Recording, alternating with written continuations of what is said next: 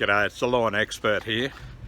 I'm just at a new customer's house and there's a couple of lawns that have got different turf grasses in them, and I'd just like to show you them just so that you can see the difference.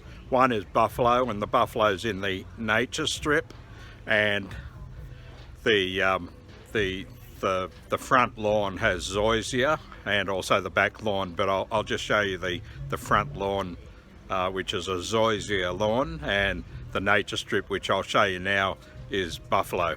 Okay, let's have a look.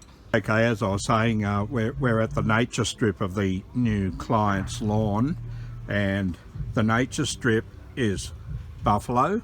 I'll just come down and have a closer look. It's buffalo grass, and I'll give you the Latin name in the description box below.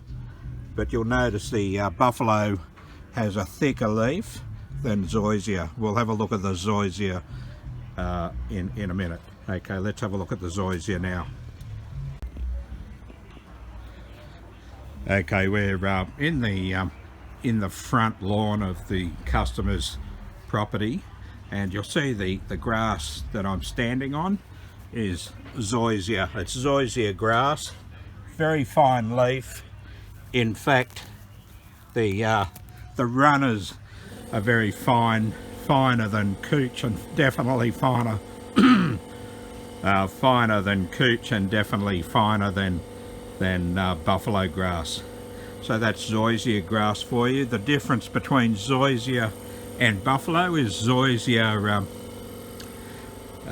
we'll just have a closer look here, up against the warm brickwork.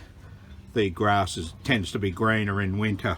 But anyway, the zoysia has both rhizomes and stolons, whereas buffalo only has stolons, or the above ground runners. Anyway, that's all for today. Thank you.